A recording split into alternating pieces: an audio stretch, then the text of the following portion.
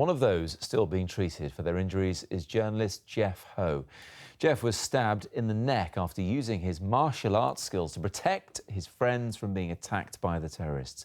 He issued a statement describing what happened. It said, "I noticed they had what looked like suicide vests on. I tried to slow them. They attacked. I think I got a hit on one of them, but either he or his accomplice got me with a shot to the throat." Geoff's friend Steve Ray has been to visit Geoff in hospital today. He's with me now. How is he? He's doing much better. He's talking yesterday, which was a good improvement on the weekend. So he seemed in good spirits. He was tired, clearly. Yeah, understandably so. People would have seen that picture of Geoff being escorted, it looks like by a police officer, to an ambulance, holding his neck. Yeah. What injuries has he got? He's got quite a long cut across his chin here, and they managed to get a cut across his throat as well. So, yeah, he's got tubes running into him at the moment. Because let's be clear, before Geoff had faced up to these killers, he'd already been involved in trying to help a bouncer out earlier that evening with something entirely unrelated. So he was involved in 2 scrapes. He was, yes. That evening. Yeah. He's not prone to run towards danger to get involved. He's prone to help people, it sounds like. Yeah, very much so. He can't stand by and watch someone getting a good battering. By all accounts, it was 2 guys attacking the bouncer. That's pretty unfair odds. I think he wanted to step in and even them a bit. And he said after that, he thought, right, I've done my good deed for the day. Now time for beer and food with my friends. And he was in the Black and Blue restaurant when the terrorists came in. Yeah. And his instincts as a martial artist took over. Yeah, the training kicks in, and I think, you know, it happens in seconds, really.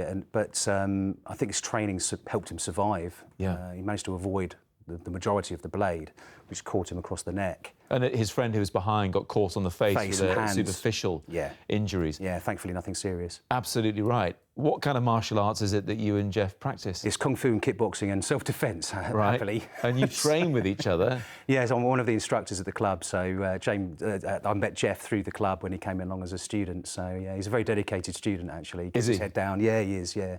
He's good at this. He's getting better, and he's looking forward to doing his black belt soon. So yeah, he's going to have to give up the beer and the burgers and the black and the blue. But he's and then we'll start his training proper for his black belt, and that's a tough gig. So I have to say, after all he's been through, can't we just give him a black belt now? It sounds like he's really earned it already.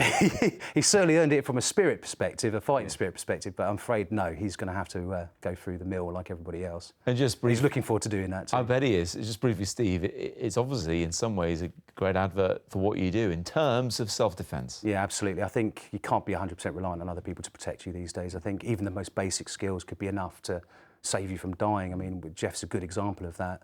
Had he not reacted quickly enough, that blade would have made a very serious cut to him and probably been fatal. Equally, his friend wouldn't have had a superficial wound. There's no doubt in my mind he slowed them down.